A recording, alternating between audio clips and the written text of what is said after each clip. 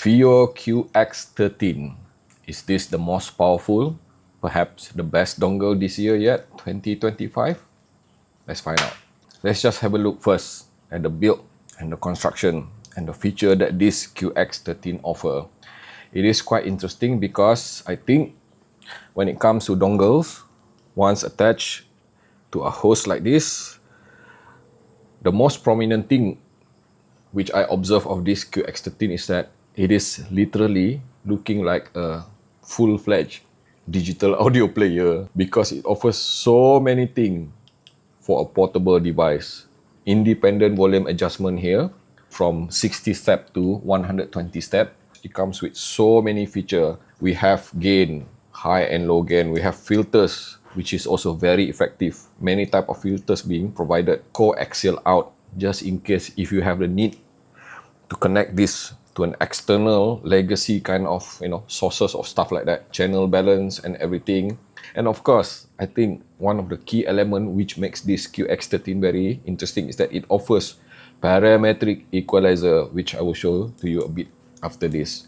And of course, it has so many other things. I'm just not gonna bore you through it. But what I do want to share with you right now is that here, another very interesting thing, which is kind of a bit very special for this QX13 because it comes with this, my model comes with this e-stick, which is literally a power bank, which you can attach like this directly to the side of this QX13, and now it becomes an integrated unit.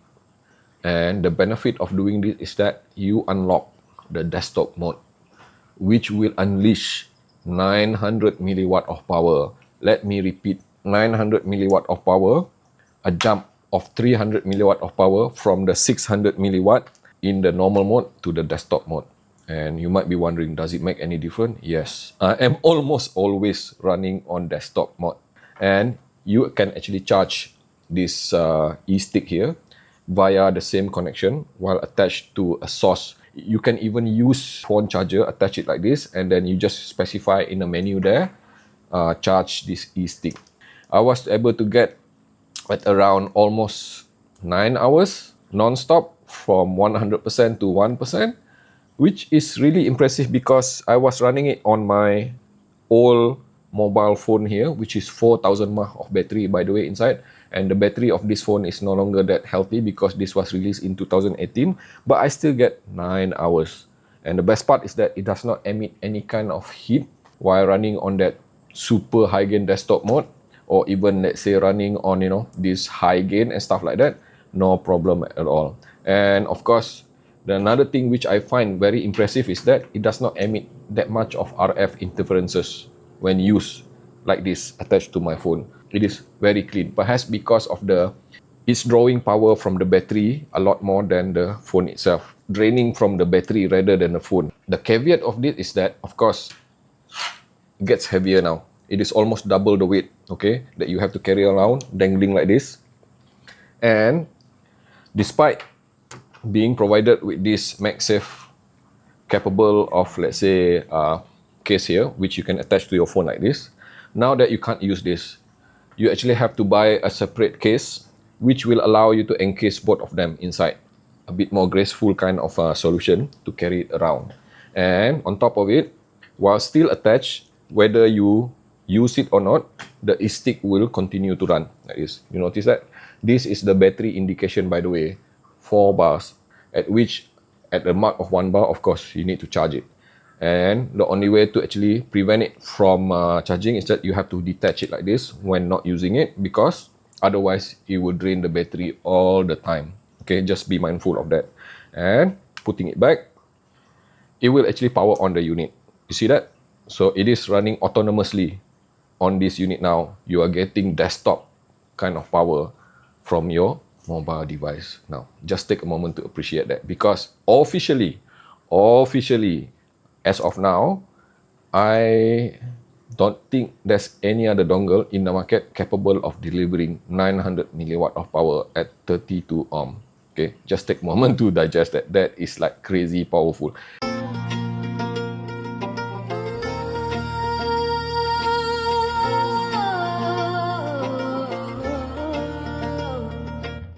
what you need to do is that install FiiO control, at which FiiO control would already detect it, okay?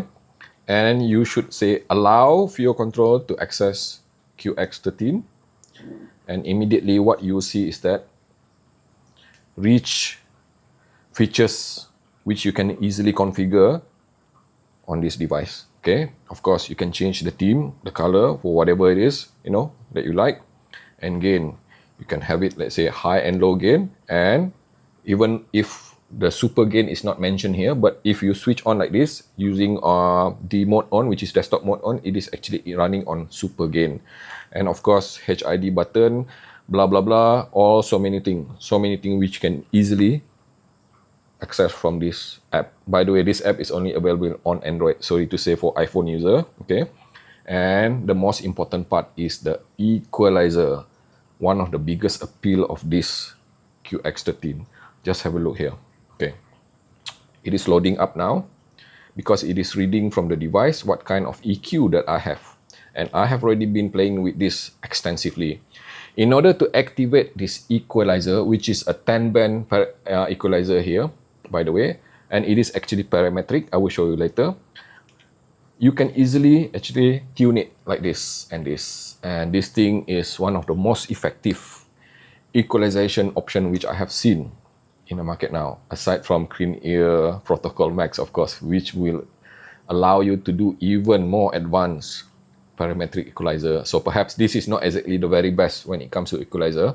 Protocol Max will allow you to do a bit more, but the caveat of that is that you have to do equalization on this Protocol Max on a browser, okay? But this one, you can do it like this within the app itself. So what you can do is that, in my case here, I click on advanced setting, and now you're being provided with parametric equalization option, which is so very advanced that I am practically not using it because I am clueless when it comes to equalization. But the whole idea behind it is that this thing is very advanced with equalization, and if you love to EQ your sound, then this is one of those dongle which you want to use. And now on to the best part, sound and performance. How does this QX13 stack against some of the competition in the market now? Let's just do it this way. Let's just compare it against some of the most prominent, popular competition in the market released very recently. And you might have already seen my video on these two dongles here, which is Clean Air Protocol Max and also this exceedingly very well designed Kaid RU3. And both of them share one thing in common. They are priced at around, this is under $100 US, this is just slightly over $100 US, and this one is $200 US. So you might be wondering, what does QX13 offer on top of what these two already have that will justify the price of $200 US? So first and foremost, obviously, the main physical difference is that it is larger, and by that reckoning, it is also heavier, especially when you attach to this. And this is one of the key factors which makes the difference for this QX13, for the fact that it allows autonomous battery power as compared to the other two, which solely depend on your phone or your devices to draw power. And it makes a bit of difference because with dedicated power like this, autonomous power, you get less likeliness of getting RF interferences, and you get more power to the output itself and more stable output, meaning to say that there's no glitches within the dongle. You will never hear any kind of glitches at all to the sound itself. And another differences, of course, when it comes to equalization option. Okay, without doubt, when it comes to outright complexity and option and feature to equalization, Clean Air Protocol Max would be slightly better than this QX13, because like I have shown you earlier, you can do equalization here, 10-band equalizer, but there are still certain limit to it, not as intuitive or advanced as deep as Hangout Audio Protocol Max kind of equalization, which you need to do on the website. But you need to do equalization on this Protocol Max through a website, meaning to say that you have to attach it to your MacBook, your PC or something like that, and use a browser, and you have to upload it here. But this one, you can do equalization real time, okay? And it is immediately available for you. You can actually just, fine-tune your sound. And of course, RU3 does offer equalization as well, but it does not have that advanced custom equalization as of now, okay? And of course, the next comparison is that between these three, Cayenne RU3, one of the reasons that I love it so very much is that because it offers dedicated true line out. Where else, these other two, Protocol Max does not have any kind of line out. So meaning to say that if I need to connect to an external amplifier, this would serve me better than this. Because this QX13 only offer SPDIF out, digital out. And of course, the next one, very important to me, at least very to me, outright power. Now, among all three of them, it is easy for me to say that this Protocol Max is not as powerful as the other two.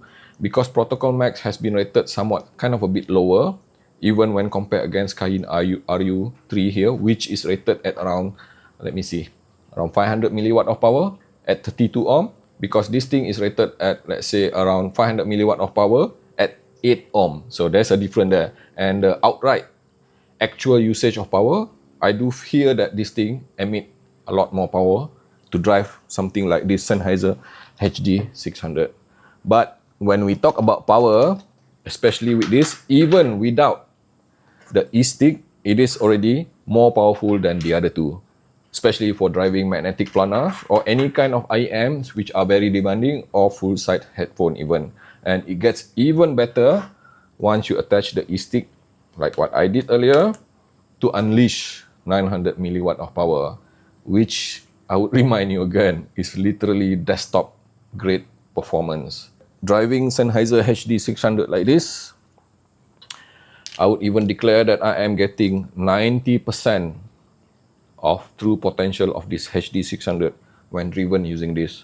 Where else, if I were to use RU3 in hyper mode, in high gain, okay, I am getting at around, perhaps at around, at best, 80%. And it is slightly even lower with this Protocol Max, even with the boost switch on, 4.4 mm balance, I am getting at around 50-60%. So there are differences when it comes to power, obviously. This is without doubt the most powerful as of yet this year, or even ever. And of course, last but not least, the sound itself. How does it sound like?